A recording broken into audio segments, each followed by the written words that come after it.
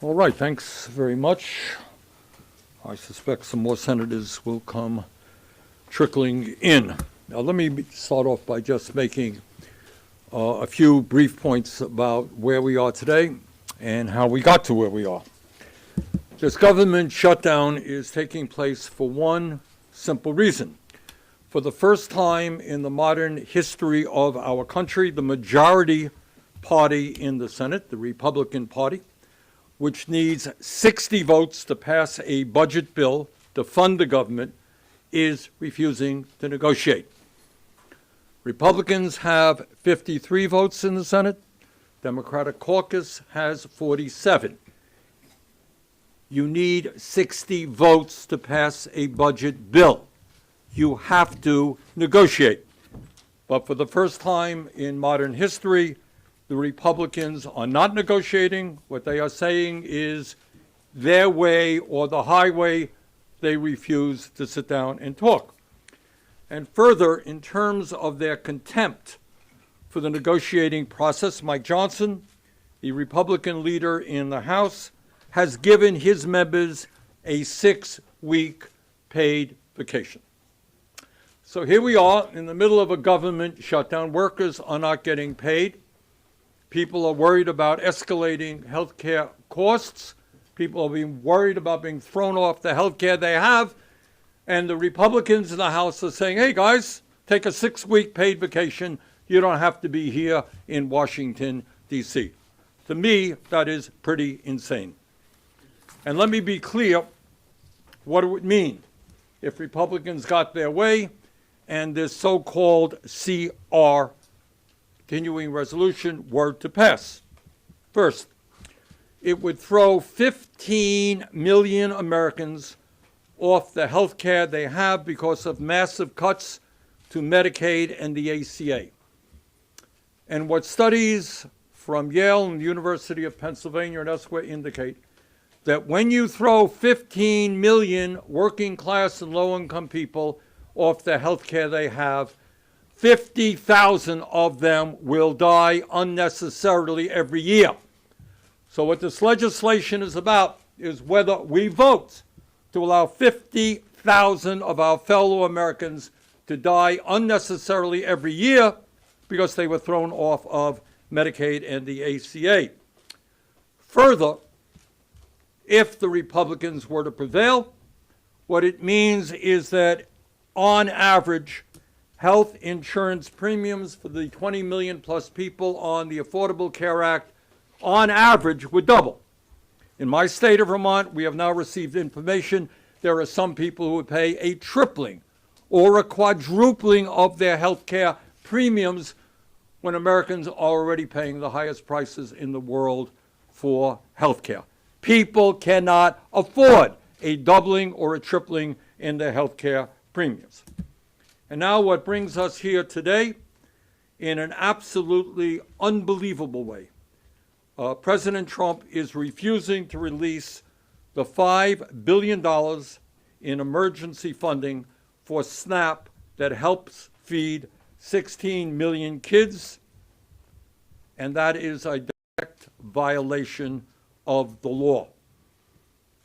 He is to let millions and millions of children and their parents and grandchildren go hungry because he sees maybe there is a political gain in that. Let there be no mistake, and that is what this statement is about. This is on the U.S. Department of Agriculture website until very recently. The president is legally obligated to use this emergency fund, and up until last week, his administration was preparing to do that. We are here today to send a very loud and a very clear message to President Trump. Obey the law. I know that's a hard concept for the president, but obey the law. Do what Congress mandated you do. Do not let children in America and their parents and grandchildren go hungry. Do not go down as the first president in history to manufacture a hunger crisis in the richest country on earth.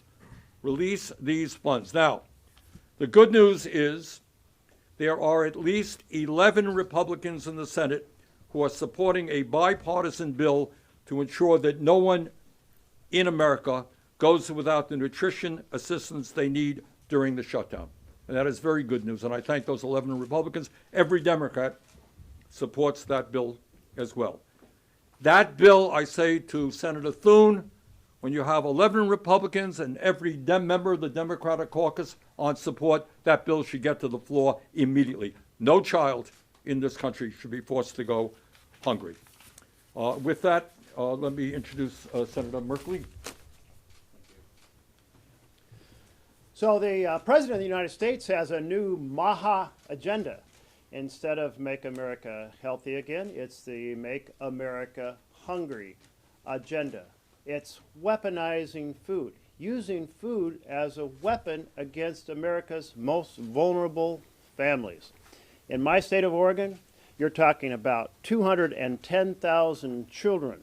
You're talking about 130,000 seniors. All told, over 700,000 people going without food. Congress said this should never happen. So we created a contingency fund. That fund has $5 billion in it. We created an interchange power so the president can actually use tariff funds to supplement that $5 billion. And here's the President of the United States last month acknowledging that that's the intent of Congress, that this funds exist, people will not go hungry.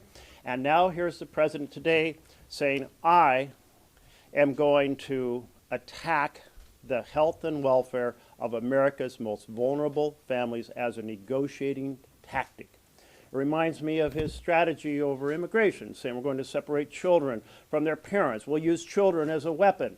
Well, here it is once again. And it's absolutely unacceptable. So, the President has the power to address this. And a group of attorney generals are saying, because it's the law, we're going to sue to say the President has to follow the law. Some 26 attorney generals are suing, saying, President, follow the law. We're saying, follow the law. His Republican colleagues, 11 of them in the Senate, are saying it matters that children not go hungry. You know, when children don't have food, they also don't learn. So it's not just an attack on their ability to have basic nutrition for a month. And who really, who in the United States says, I'm going to make sure children go hungry for a month as a political tactic? Who says that? Except this president in this time. It's unethical, it's immoral, it's illegal, and we're here to say, hell no, that Democrats and Republicans must join together and tell the president this cannot happen here, not in our nation, not against our children, not against our vulnerable families. Senator Markey? Thank you, and thank you for calling this, Bernie. November 1st is just 3 days away. That's the day when SNAP benefits stop being added to EBT cards for 40 million Americans because Trump and MAGA Republicans refused to use a $5.5 billion emergency fund to make sure families get to eat. Some of those families are already having to ration what's left on their cards because they fear nothing is coming on November 1st. That's the same day they have to pay rent. Maybe the same day they have to pay their electricity bill or refill grandma's prescription. It's 3 days until millions of families across the country wake up unable to stock the pantry. 3 days until thousands of military families and veterans will see their food aid disappear. It's the richest country in the world. When a CEO billionaire just got $1 trillion in tax breaks, Trump and his Republican allies in Congress will allow babies to go hungry. Trump just found $40 billion to bail out Argentina to get the new president elected, but he can't find enough to feed struggling American families. It is a national disgrace. In Massachusetts, 1.1 million people will struggle to put food on their tables starting Saturday. That's 1 in 6 people in our state. 1 in 3 SNAP recipients in Massachusetts is a child. At the Stop and Shop in Malden, 3 blocks from my house, right now it's $4.29 for a gallon of store brand whole milk. It's $7.55 for 1 pound of store brand ground beef. It's $4.99 for a dozen store-brand large white eggs. And all a SNAP recipient gets is $6 to $7 a day. That's it. And they're going to cut that off. In New Bedford, it is half of all households are on SNAP. In Chelsea, 1 in 4 people receive SNAP benefits. And that's people who have real needs that have to be met for their families. So there's no reason a baby should cry and want a food. There's no reason a mother or father should have to experience the heartbreak of watching their daughter or son struggle to focus on homework because they missed a meal. Trump's cruel cuts are also straining the food banks. The pantries are already struggling to feed and meet the needs of hungry residents, a reality that was quite clear when I met with food bank leaders and anti-hunger organizers at Project Bread in East Boston on Friday. This moment isn't just an economic failure. This isn't just a civic failure.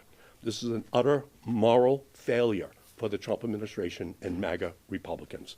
The president could choose to end this crisis today with just one vote. Republicans could restore health care and food assistance for millions of families across our country and reopen the government. Just one vote. But the president can use his emergency power to solve the health care problems that are going to be created by the food crisis. And he can do it right now, and he should do it. Thank you. Well, thank you, Senator Sanders, and thanks to all of my colleagues to stand here with millions of Americans who are saying that our kids should not be used as bargaining chips in this ridiculous game that President Trump and Republicans are playing with the health and well-being of Americans. I want to just make 2 points. The first is that Donald Trump clearly has the authority to keep SNAP funding during this shutdown. He is just refusing to do it.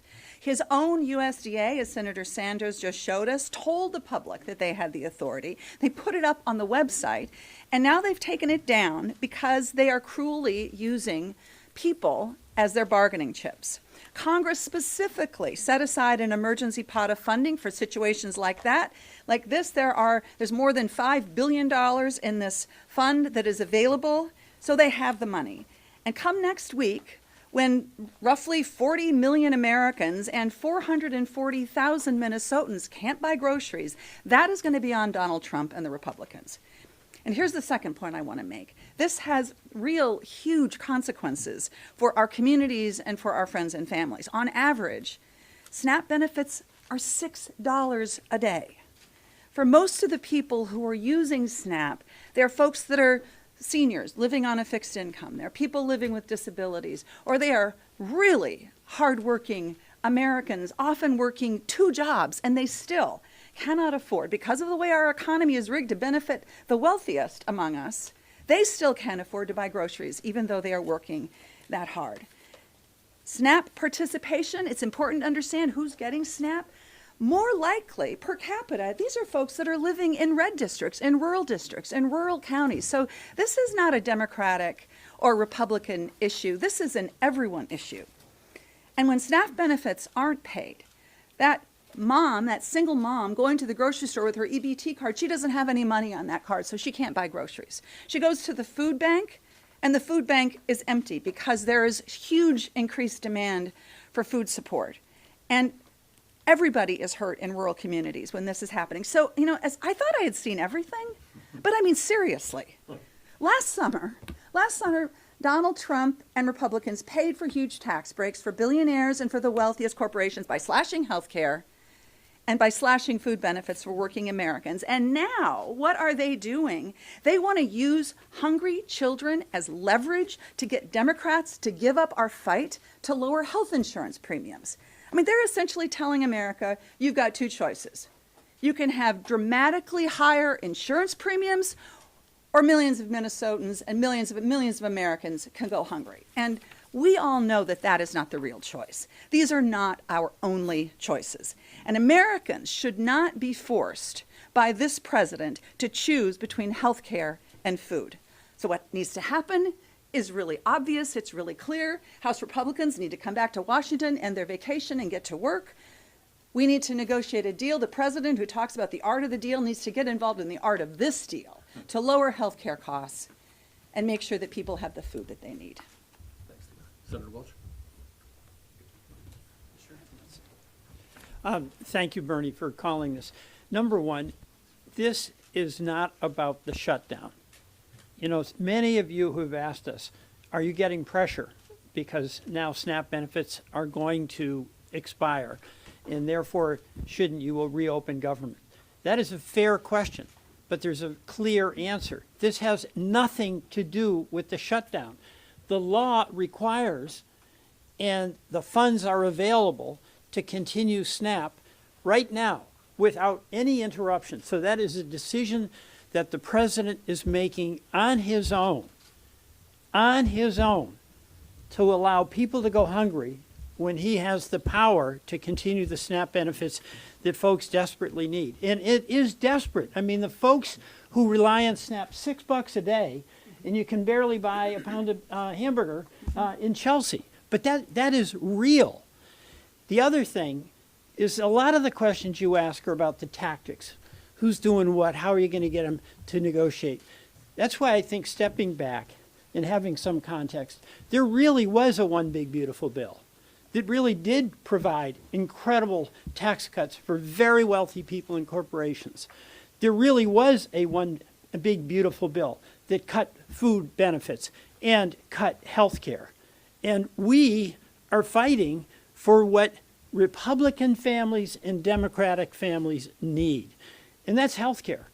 Taking away the health care, the tax credits, and this applies to folks who are working, buying in the marketplace, means that they're not going to be able to afford it and they're going to lose it. You know, in Vermont, Bernie mentioned this, but it's astonishing when we see some Vermonters, because we have really high health care. A family who's making 60-year-old family, $82,000 a year, they can have a premium increase of $23,000. And then the folks we represent, Bernie, you're getting these letters, I am, and I know all of my colleagues are. There's panic among folks who need that $6 a day. And just a couple of people, a woman in St. Johnsbury, we will either be evicted or hungry. Which would you choose? A woman in Essex, without SNAP, I will not be able to eat or get through the month. The situation is out of control. A Vermonter in Brattleboro, I am terrified to hear I'll likely have no grocery money next month. Now, the heartbreak for me about this is not about the politics of who's on first, who's winning, who's got the right move. The politics of this are, do we all want to meet the obligations that we have to the people we represent? And Republican families, Republican farmers, Republican small businesses, as well as their Democratic counterparts, are all the ones who are going to suffer if we don't act. It's totally inexcusable, and it's completely unnecessary. Senator Murphy? Thank you very much, Bernie. Listen, I think we have to understand that Donald Trump and Republicans have one priority and one priority only. That is the enrichment of their billionaire and corporate friends at the expense of everyone else. The big beautiful bill is a simple enterprise, the most massive transfer of wealth from the poor and the middle class to the rich and affluent in the history of the country. Included in that big beautiful bill is a massive cut to nutrition benefits. And so the tactics they are using today are in service of maintaining their one single priority, the tax cuts that they were able to gift to the very wealthy and the very powerful. The richest families in this country in the big beautiful bill got a tax cut of $270,000. And so it shouldn't surprise anyone how outrageous these tactics are. One is to tell House Republicans to not show up for work, right? I know you guys have to write a new story every day, but there's really only one story, which is that the House Republicans have been AWOL from their jobs for the entirety of the shutdown because it's easier to protect your tax cuts for the wealthy if you don't even require your employees to show up on the job. It is extraordinary to put families in this country through the horrific, mind-altering pain of knowing that your children are going to go to bed hungry at night. But it's in service of protecting the tax cuts for the wealthy. As Tina said, What they believe is that they can put people through such horrifying pain in this country that Democrats will agree to a budget that allows for those tax cuts to continue and spreads even more pain amongst people through the evisceration of our healthcare system. So we are here today talking about this illegal decision that the president has made to not spend these contingency funds because only one thing matters to him: preserving those tax cuts. We are here as the only body showing up for work today because only one thing matters to Donald Trump: preserving those tax cuts. No president in the history of this country has ignored that law, has during a period of shutdown refused to spend the contingency funds, because no president prior to this one was so myopic about helping only one small segment of people in this country, the very rich and powerful, that they were willing to do such enormous, unconscionable damage to the most vulnerable families in this country as a tactic to try to make sure that their help for the powerful is maintained. Senator Van Hollen. Thank you. Thank you, Bernie.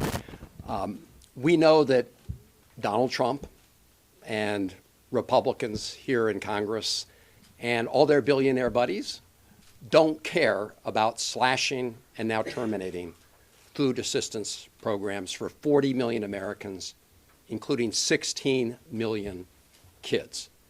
How can we say that with confidence?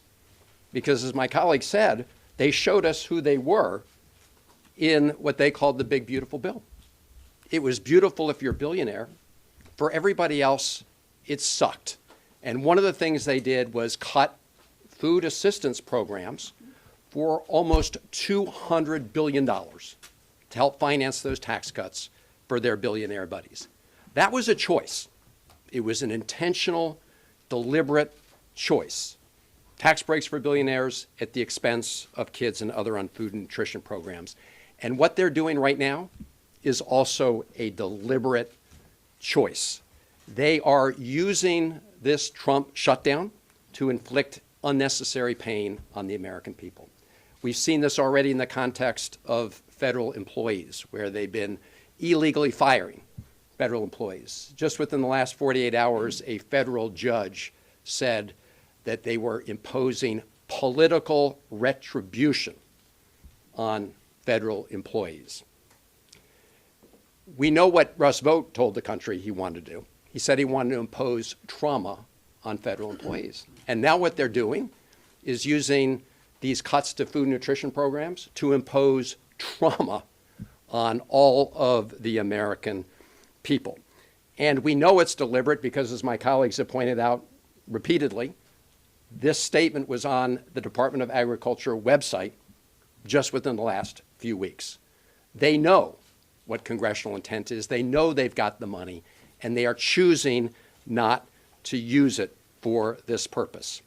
So this is a sadistic policy being imposed by Russ Vought and Donald Trump and Republicans, depriving 40 million Americans of food, nutrition assistance to keep paying for their billionaire buddies' tax cuts.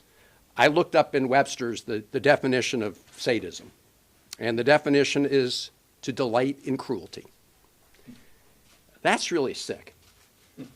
But that's exactly what Donald Trump and Russ Vought and Republicans are doing. They're delighting in cruelty, and they're using 40 million Americans and 16 million of them kids for their perverse purposes at this moment. Our message is pretty simple. You don't have to do it. In fact, the law says you should spend the money to make sure that we feed hungry Americans. So don't do it, and join us, as we've done 7 times now, to vote to reopen the government without giving Donald Trump and Russ Vought a blank check, and also to bring down health care costs that are going through the roof. That's our message. Senator Warren. Oh, thank you. Excuse me. For the first time in American history, a president of the United States is shutting down access to food for millions of Americans. Donald Trump has made the decision to let people across this country go hungry. Trump is telling 15 million hungry children, eat dirt. Trump is telling 1 million hungry vets, eat dirt. Trump is telling 8 million seniors who are hungry, eat dirt. That is how much Donald Trump cares about the children, the veterans, the seniors, the people of this country. Look, Donald Trump knows how to round up money. He's managed to round up money for a gold-encrusted ballroom to replace the East Wing of the White House. He has managed to round up $40 billion for Argentina, but he can't manage to round up 1 nickel for hungry children in this country. This is a manufactured crisis.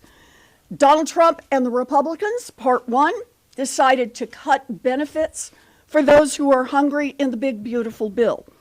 Part two is the government shutdown. Donald Trump and the Republicans would rather shut down government than help Americans afford their health care. And part three is Donald Trump and the Republicans ignore current law, ignore the $6 billion already sitting in reserve in order to deny hungry people access to the food they need. So while Donald Trump is dreaming of well-done steaks with ketchup to be eaten in his gold-encrusted ballroom, little kids will go hungry. I am proud to be here with the Democrats who are fighting back. Thank you. Okay. Thank you. Any questions? Yes, right here. Yeah. Tell us where you're from. I'm Gabe Hawkins. I'm from the Building Service. This is for any of the senators, but do you think that the unpopularity of SNAP benefits being taken away and all the lawsuits that attorney generals are filing across the United States, do you think that's going to have any sway with Trump and the Republicans? Damn right I do. Look, what people understand is you got a multi-billionaire in the White House palling around with people who are worth hundreds of billions of dollars, giving these people massive tax breaks, and at the same time telling families in this country who are struggling to put food on the table to feed their kids that we don't have the resources for them, when in fact Congress has appropriated over $5 billion to do that. Do I think the American people are going to respond strongly? Damn right I do. Yes, ma'am. Thank you so much. Senate Democrats are continuing to reject the House-passed CR to open the government, but since Congress does have the power of the purse to fund the government, how do you justify blaming Trump to fund all these various aspects of government when it's Democrats who continue to vote to keep it on? Excuse me, why don't you read this? What this is congressional mandate. It is acknowledged by the Trump administration. What they are saying is, we acknowledge that there are over $5 billion in a fund that in the event of a shutdown will be released in order to continue the SNAP program. That is not unequivocal. That is the reality. Let's have a president who obeys the law for a change. Yes, ma'am. Ines Deutsche Welle. Sir, you talked about the 11 Republicans who are joining your cause. Do you think there will be more after November 4th when it really hits? Well, I think myself, others can jump in here. My own view is, yes, I think the demand here is, first of all, of course, that Trump obey the law and release that funds. The second demand is that Mr. Thune listens to 11 Republicans and every member of the Democratic caucus and bring that bill to the floor. If your question is, do I think even more Republicans will come on board? Yes, I do. Yes, ma'am. The largest federal workers union, AFGE, just said in a statement to NBC that they're calling for an end to the shutdown, saying that both political parties have made their point and there's still no end in sight and it's time to pass a clean CR to end the shutdown today. What's your reaction to this? Well, I'll answer, others can jump in. Look, everybody up here wants to end the shutdown. Everybody up here is upset that federal employees, including our own staffs who are working hard, are not getting paid. We all want our federal workers to get paid. But we also want to make sure that children in America are fed. We also want to make sure that 50,000 people a year do not die unnecessarily when they are thrown off of health care. And we also do not want to see health care premiums doubling for 20 million people. Yes, ma'am. Patron with Gray, thank you. I want to follow up on that question. Is there a point in the future that you see where Democrats may decide it's just easier to vote on it? Look, I think what this thing ends up being about, I wish I could say otherwise. There's one man who's going to end this. I guess he's an Asian now and is whatever he's doing. That's Trump. Republicans will listen to Trump. Now, Trump may be crazy and he may be a pathological liar, but he's not stupid, and he's not a bad politician. He understands where people are at. I think he is going to catch on, that the American people are not sympathetic to giving tax breaks, massive tax breaks, to billionaires and cutting nutrition programs for kids. All right, somebody else jump in here. Sure, go ahead. Thank you, sir. If we come to November 1st and this contingency fund has not been released, no legislation has been passed to cover SNAP and countless other benefits being affected during the shutdown, will you urge your Democratic colleagues to reopen the government and continue hard negotiations on fighting for health care in regular order? I'm convinced that after this press conference, you're going to write such powerful stories to spread the word all across America that the president has the funds right now for kids, that those kids are going to get that funding. Those seniors are going to get that funding. I'll defer to any of my colleagues who would like to add anything to that. Yes, sir. Thanks, sir. Tyler from the Fox News. You guys have been through, most of you guys up here in the Senate, for 2 Trump administrations. Are any of these actions that the president is taking surprising to you, having seen what he's done for all this time? And doesn't stuff like this vindicate statements from the senators who, Democratic senators who voted for the CR initially, saying they were worried about actions Trump would take during the shutdown? I find it absolutely shocking, because this is not an attack on immigrants, which we are well experienced in.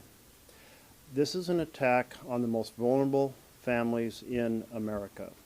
And this is not because either side can say, well, legislation needs to be passed in order to fund this program, because the legislation was already passed to fund this program.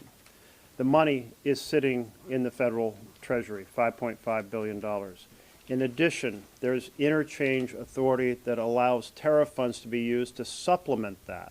And the president likes to brag about how much money the tariffs are raising.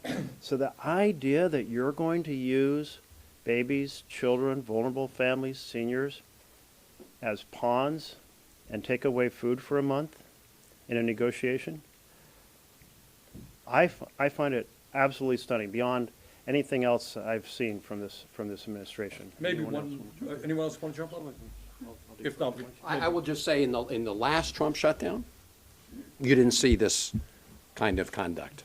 They didn't riff federal employees for what the court just said was political retribution. You didn't see them ignoring the law when it comes to food and nutrition programs.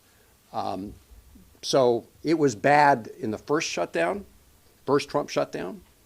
That was 35 days. Now we're in the second Trump shutdown. And this is why we have repeatedly voted, as we've said, to reopen the government, but without giving Donald Trump a blank check to continue lawless activity, and to make sure that we avoid the health care crisis that is upon us. Thanks. all right. Well, thank you all very much. Take care. Thanks, Bernie. Sorry I was late. No.